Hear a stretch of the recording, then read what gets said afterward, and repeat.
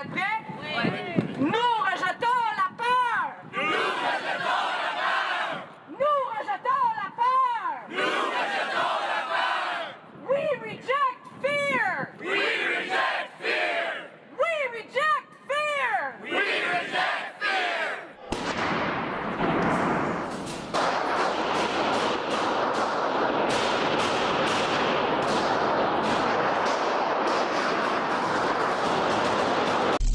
Nous renouvelons aujourd'hui et chaque jour notre engagement à défendre nos valeurs et à nous opposer à ceux qui voudraient les éliminer.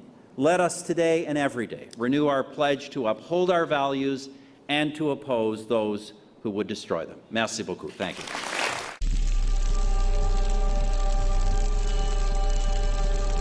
Donc, quand on parle de terrorisme, là, moi, ce que je lis entre les lignes, c'est nous autres qui est ciblé, les environnementalistes, c'est nos alliés, les Autochtones, tout ça. This is from @Azar Kresge, who asks, is mass government surveillance an efficient way of capturing, identifying lone wolf terrorist attackers? No, it's not.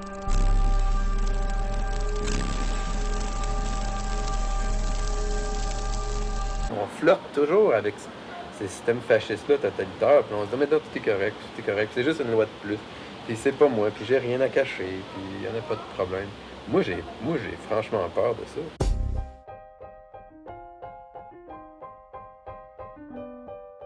C-51, kill the bill! C-51, kill the bill! C-51, kill the bill! C-51, kill the bill! C-51, kill the bill! On veut un débat public. On veut avoir le droit de décider. Voilà maintenant, la loi antiterroriste est maintenant en vigueur au Canada. Michel, après avoir été adopté par les communes et le Sénat, ce projet de loi C-51 vient de recevoir la sanction royale du gouverneur général.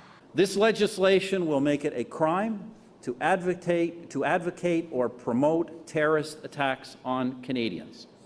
With the approval of a judge, our police officers will be able to detain terrorist suspects more quickly and for longer, and our security agencies will be authorized to intervene against those plotting terrorist attacks and to share security information across federal departments. On est emmené vers un monde qu'on n'a jamais vu au Canada avant, parce que les citoyens et citoyennes n'auraient pas le respect de leurs droits fondamentaux à la vie privée, à la droit de se manifester et de s'exprimer, et de ne pas être détenus sans cause ou sans justification. Not now, not ever will we be intimidated into changing our country and our blessed Canadian way of life. Not now, not ever will Canadians stand on the sidelines and watch as the values we hold dear and the people we love are threatened. If a democratic society is to continue to exist, it must be able to root out the cancer of an armed revolutionary movement that is bent on destroying the very basis of our freedoms. For that reason, the government, following an analysis of the facts, including the requests of the government of Quebec and of the City of Montreal for urgent action, decided to proclaim the War Measures Act. Mais la SCRS a été fondée il y a comme une trentaine d'années, suite à une commission d'enquête qui a fait des recherches sur qu'est-ce qui s'était passé pendant la crise d'octobre, puis pendant la réponse du gouvernement canadien au mouvement indépendantiste, spécifiquement au FLQ, puis au Parti québécois. Puis il y avait eu comme la liste des membres du Parti québécois qui avait été volés par la GRC, il y avait eu des bombes incendiaires qui avaient été posées, de la dynamite, il y avait brûlé des granges. Comme finalement le GRC avait fait des attentats contre le mouvement indépendantiste, ça paraissait mal un peu. Fait que le Parlement a mandaté une commission d'enquête qui a recommandé la création d'une agence de renseignement séparée de la GRC pour que les pouvoirs exécutifs du fédéral soient séparés des pouvoirs d'espionnage, finalement, puis d'enquête, puis tout ça. Qu'il y ait deux institutions séparées.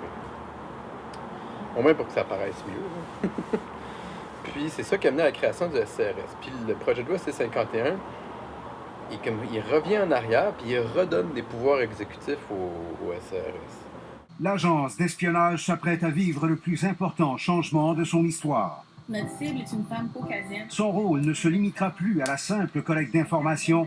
Ces agents pourront intervenir directement sur le terrain pour prévenir ou empêcher un attentat. On revient à la bonne vieille époque, entre guillemets, où est-ce que les espions pouvaient saboter des choses.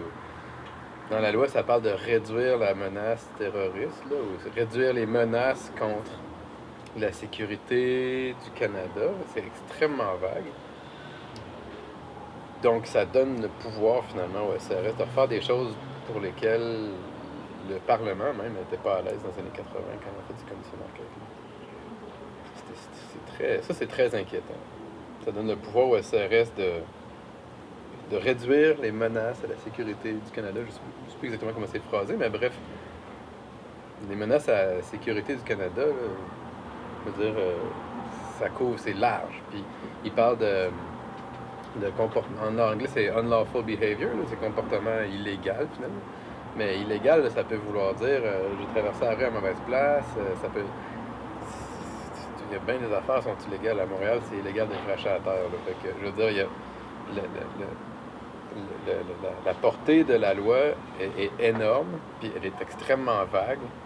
Fait que ça fait que ça peut s'appliquer un peu à n'importe qui, n'importe quand. Puis du coup, ben, qu'est-ce que ça fait? C'est que ça va s'appliquer aux minorités, aux musulmans, aux personnes de couleur, aux personnes autochtones. Si on regarde le Canada dans son ensemble, peut-être même aux souverainistes, là, carrément. Aux souverainistes radicaux, là, si ça existe encore. Je crois que la compréhension des gens évolue et s'améliore avec le temps, parce qu'avec le temps, il y a plus d'informations plus exactes qui sortent dans le domaine public. Alors, les gens sont plus au courant des vrais enjeux et des faits actuels. Au début, il n'y avait pas beaucoup d'informations qui circulaient. C'était très technique aussi, parce que c'était un projet de loi qui était assez volumineux, qui comprenait 5 parties, qui créait 2 nouvelles lois et qui modifiait 3 lois existantes. Au fur et à mesure, on a eu les auditions de la commission où on a vu les experts dans le domaine en droit, c'est-à-dire le barreau canadien, l'association du barreau canadien, ainsi que les anciens premiers ministres du Canada, ainsi que les anciens juges de la Cour suprême du Canada, qui s'est monté contre la loi. Si le ministre de la Justice se dit prêt à écouter, il minimise d'ores et déjà les recommandations du barreau. C'est nécessaire d'entendre les amendements ou les suggestions des barreaux, des autres. Les barreaux, c'est juste un groupe. À la lecture de ce que vous voyez, avez-vous l'impression que déjà à l'époque, les commentaires que vous avez faits, parce que vous êtes quand même l'expert au Canada de ça, on en a tenu compte ou non?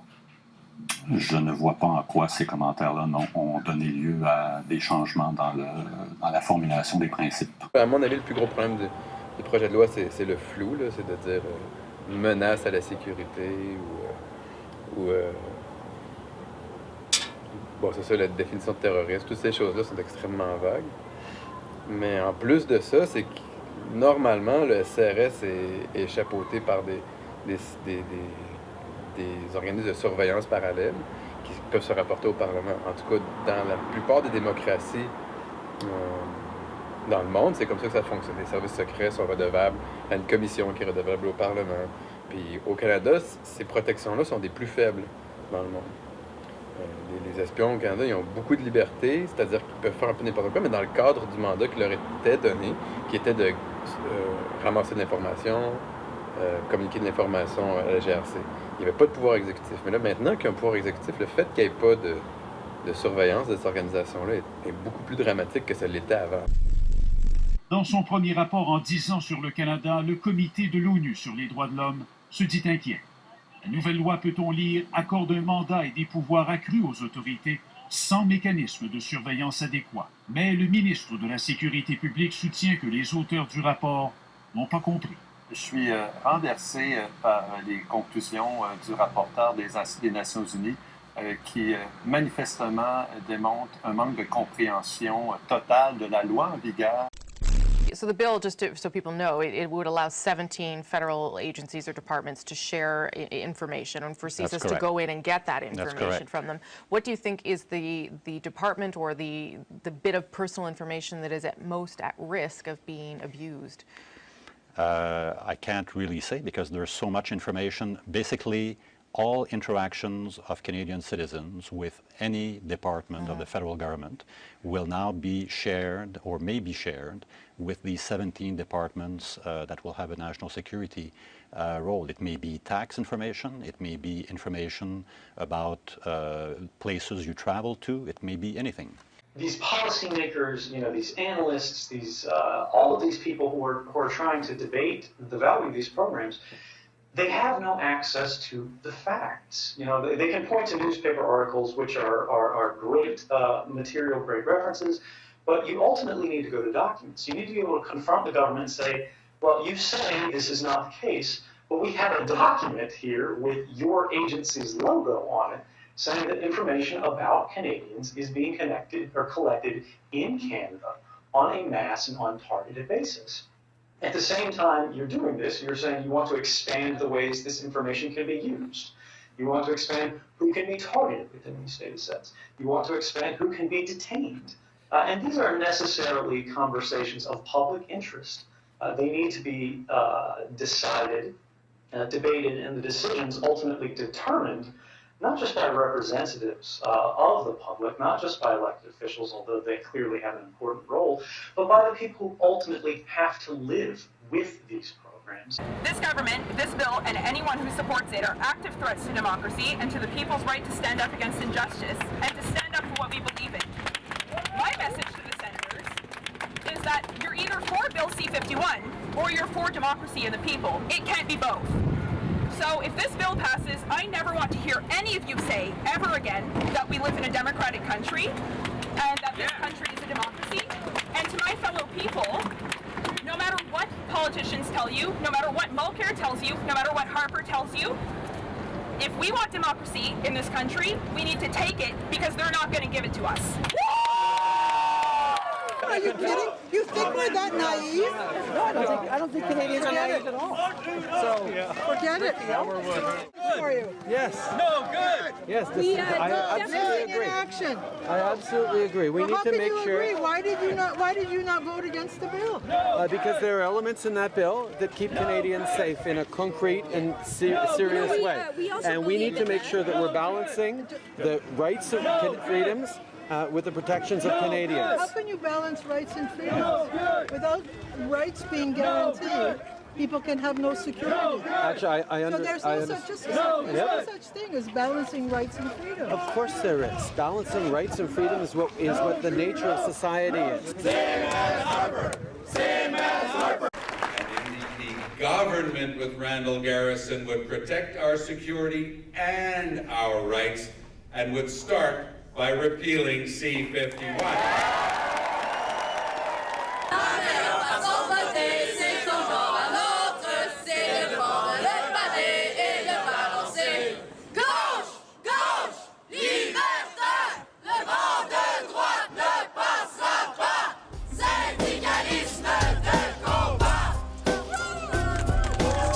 Premièrement, on est parti en guerre contre des États qu'on n'avait même pas l'affaire à se mêler de qu'est-ce qui se passait dans leur pays. Vous dites qu'on est là pour leur population, mais dans le fond, vous les bombardez, puis vous êtes juste là pour le pétrole. D'après moi, c'est un peu normal que, on ait des représailles de ces pays-là. Et deuxièmement, les vrais terroristes, c'est ceux qui détruisent la terre. Vos amis, les compagnies pétrolières, les compagnies forestières qui détruisent la terre, c'est eux les vrais terroristes. Quand on parle d'organismes terroristes, on les définit, si je me souviens bien, là, je cite pas, là, mais comme n'importe quel organisme qui porte entrave au bien du Canada ou quelque chose comme ça, et ça inclut le bien économique du Canada. Donc, on peut s'imaginer que des groupes environnementaux qui s'opposent à un pipeline pourraient être visés par le jugement. La possibilité qu'on puisse arrêter quelqu'un pendant une semaine sans aucune accusation, on est au Canada, c'est juste, je trouve ça aberrant. Ça, c'est l'avènement c'est des éléments clés de l'amendement de dictature qui remettent en question complètement la Charte des droits et libertés. La loi C-51, la loi antiterroriste adoptée par Ottawa plus tôt cette année, contreviendrait à la Charte canadienne des droits et libertés. C'est en tout cas ce que prétendent 2 organisations qui ont déposé une demande de contestation judiciaire ce matin à Toronto. Les 2 groupes, d'abord, il faut savoir que c'est l'Association canadienne des libertés civiles et un groupe qu'on appelle les journalistes canadiens pour la liberté d'expression. C'est comme beaucoup de projets de loi que les conservateurs ont fait, c'est des projets de loi hyper larges, qui ratissent hyper larges, qui sont durs à voir, c'est quoi l'impact complet de ça. Puis là, on va se ramasser en disant tel paragraphe qui a changé, ça c'est anticonstitutionnel. Après 4 ans de procès, là on enlève lui. Il reste tout le reste encore.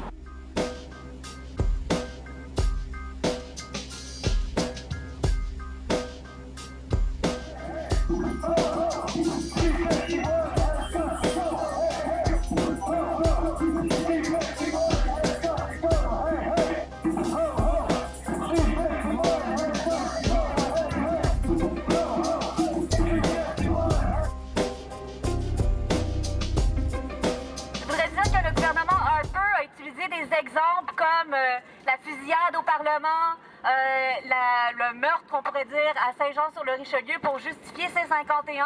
Les Canadiens et les Canadiennes sont ciblés par les terroristes tout simplement parce que nous sommes Canadiens.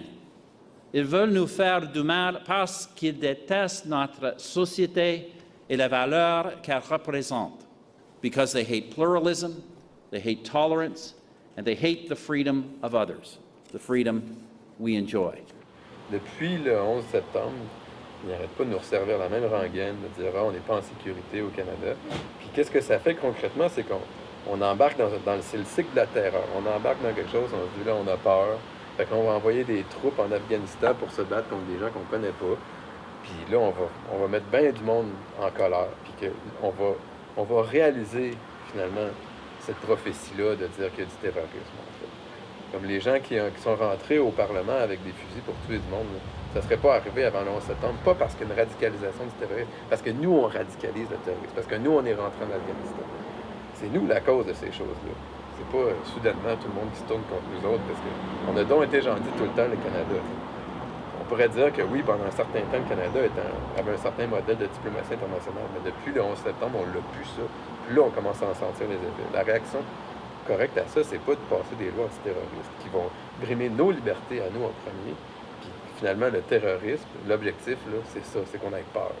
Non seulement ce projet-là va à l'encontre de plusieurs de nos droits fondamentaux, il n'a absolument pas été démontré qu'il n'y ait d'aucune utilité pour accroître la sécurité des Canadiens. I have a question for you from Twitter. Is mass government surveillance an efficient way of capturing, identifying lone wolf terrorist attackers? No, it's not. In the United States, for example, where these laws are quite secure, the Director of National Intelligence just a few days ago at a conference said that sure, these programs have never stopped a terrorist attack, but that's not why he has them. He, claims it's sort of an insurance policy, it's a just in case, not that they're efficient. And more importantly, for the public's perspective, not the intelligence community's perspective, it's not that they're efficient, but they're not effective at all in stopping terrorist attacks. The White House commissioned 2 independent panels, although of course they were all staffed by the White House, so they can only be so independent. They're fairly pro-intelligence in that regard. But they had full access to classified information. They had full access to documents that even the journalists did not. They interviewed all of the intelligence community officials and got them to make their case about, are these programs necessary? Are they effective? What did they do? What attacks did they stop? And these 2 boards returned with the finding that the programs had never, in even a single case, stopped a terrorist attack that was imminent in the United States. And this is because of the way mass surveillance works. La NSA, ils construisent des centres de données d'une ampleur inimaginable. C'est comme des quartiers au complet de maisons, là, en termes d'électricité, de superficie. Plein de serveurs qui font juste ça. Puis, d'une certaine façon, la NSA n'a même pas besoin vraiment de faire ça, même le CST, parce que les compagnies sur Internet, leur modèle d'affaires, c'est beaucoup ça. C'est le traitement de l'information, c'est le profilage des utilisateurs, c'est-à-dire telle personne, elle aime les fusils AR-51, telle personne, elle aime les pandas, l'autre, elle aime des carottes, puis c'est de sortir des mots-clés puis des patterns au travers des identités. Telle personne est colérique, telle personne est calme, telle personne est heureuse, telle personne est dépressive, telle personne est enceinte. Puis de sortir ces patterns-là pour leur vendre des gogos. Okay? Si vous avez besoin d'antidépresseurs, bon, plat. Puis là, mais ça, de faire la corrélation entre ça et dire ben la personne est un terroriste ou la personne est sur le point de commettre un acte terroriste, c'est une question d'algorithmique qu'on va être optimiste, puis on va se dire ben on va juste plugger ça là, dans l'algorithme, quelqu'un qui est en colère, qui est politisé, qui est environnementaliste, là, puis que là, cette journée-là, il est vraiment fâché, mais on va aller le voir. C'est ça que ça fait. Puis toute cette technologie est construite pour nous vendre la publicité, mais ça donne mauditement bien que c'est utile aussi au gouvernement après. They're trying to create a secret police force with the power to censor your free speech if they don't like what you say. They're spending billions of your taxpayer dollars on a spy palace. They think they need to keep an eye on you. That's right, you.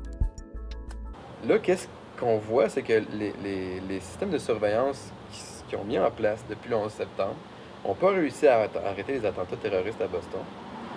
Puis, ils ont réussi à fabriquer ce qu'on appelle des faux terroristes, c'est-à-dire, il y a eu des cas comme ça au Canada, puis aux États-Unis, où est-ce que le FBI, puis les policiers, la GRC au Canada, ont infiltré des groupes islamistes modérés / radicaux avec des taupes qui leur ont fourni des armes, qui leur ont fourni, puis qui les ont incités à vouloir commettre des actes terroristes. Puis là, jusqu'à un point qu'ils vont avoir assez de preuves pour les arrêter. Puis là, ils les arrêtent, puis ils disent « Regardez, il est en train de commettre un acte terroriste ».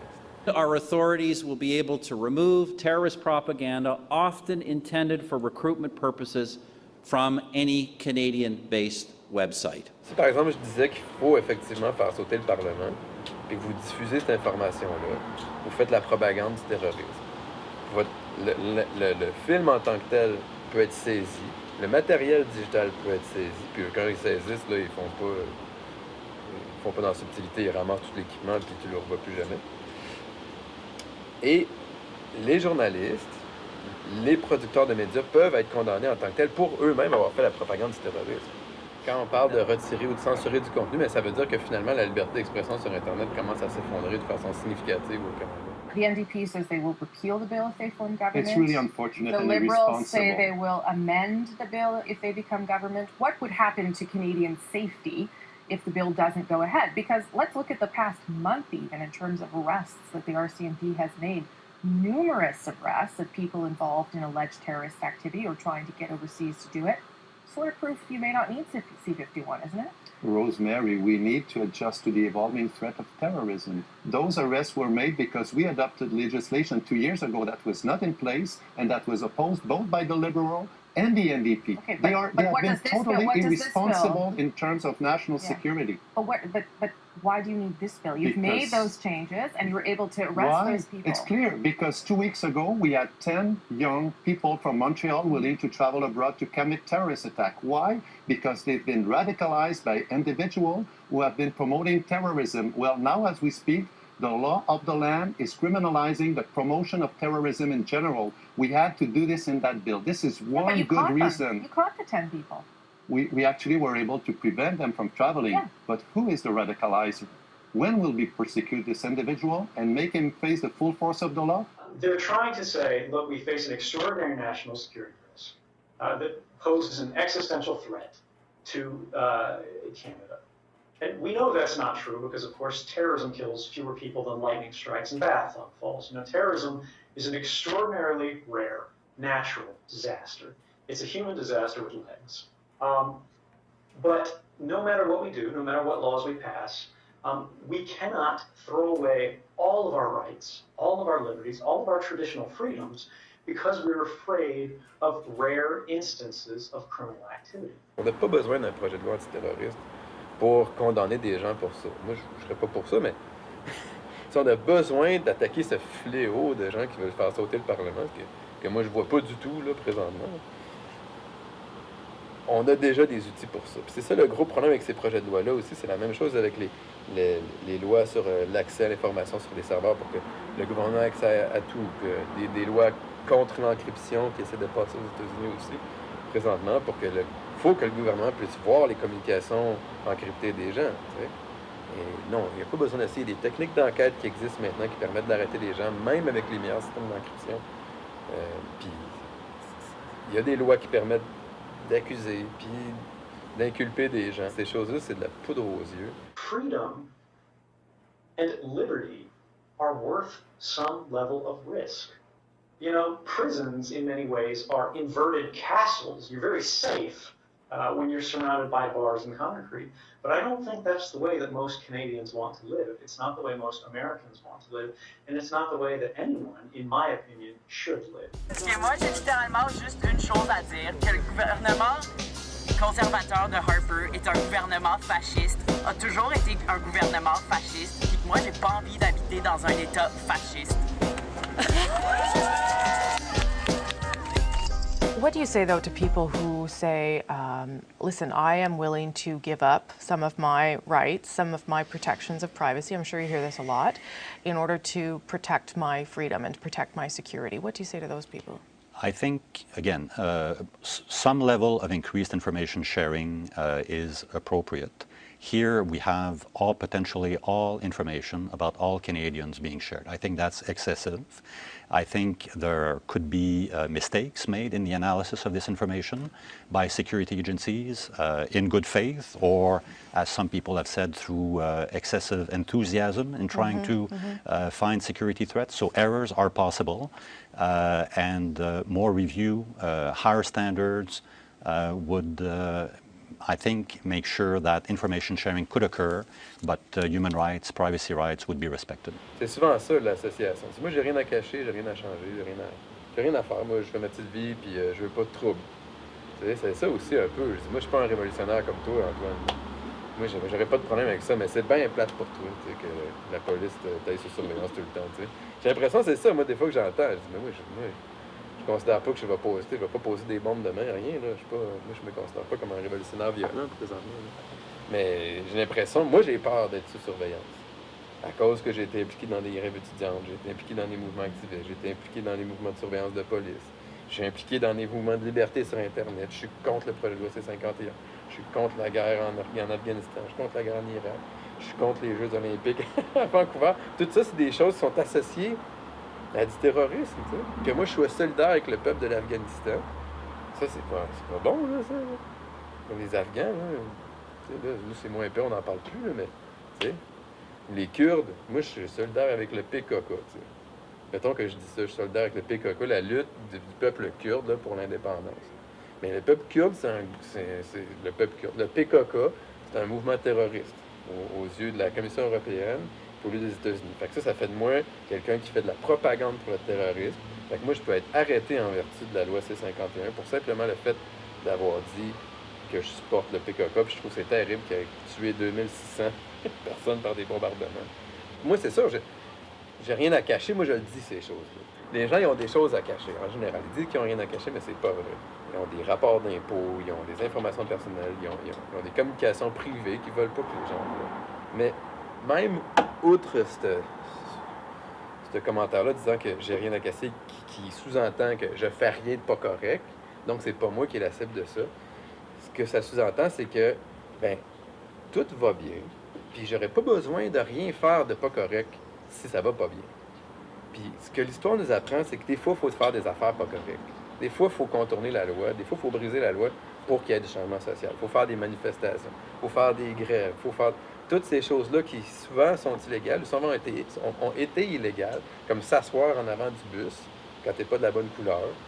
Ça, c'était illégal. Mais là, c'est ça. Là, cette personne a quelque chose à cacher, elle s'était assis en avant du bus. T'sais. Qui sont ces terroristes? Ce sont nous, ce sont tous ceux qui remettent en question la légitimité de l'État. Je refuse C-51! Pour citer Margaret Thatcher, là, there is no alternative. Il n'y a pas d'alternative. C'est le système néolibéral capitaliste qui a gagné. Le communisme, vous voyez, ça ne marche pas. Puis, that's it. La politique, c'est fini. C'est la fin du monde. Il n'y a plus besoin de partis politiques tant qu'à ça. Il n'y a plus besoin de journaux. Puis, la liberté de presse, la liberté d'expression, la liberté d'association, on n'a plus besoin de ça parce que le système, finalement, il est parfait. Le marché va tout régler. Puis, on va tellement être contents. Vous allez voir, là, ça va bien aller. C'est quoi? On sait qu'est-ce que ça donne, ça, le marché là, qui règne tout. Ça veut dire qu'il y a une petite poignée de gens, là, c'est les seigneurs de la terre, là, c'est un système féodal, là, finalement, qui possède tout. C'est les plus riches qui s'enrichissent, les plus pauvres qui s'appauvrissent. C'est ça la direction. Si on permet plus le discours, on permet plus l'ouverture, mais... Ouais, ça, c'est John F. Kennedy qui disait que si tu rends les révolutions non violentes impossibles, c'est juste les révolutions violentes qui vont avoir lieu.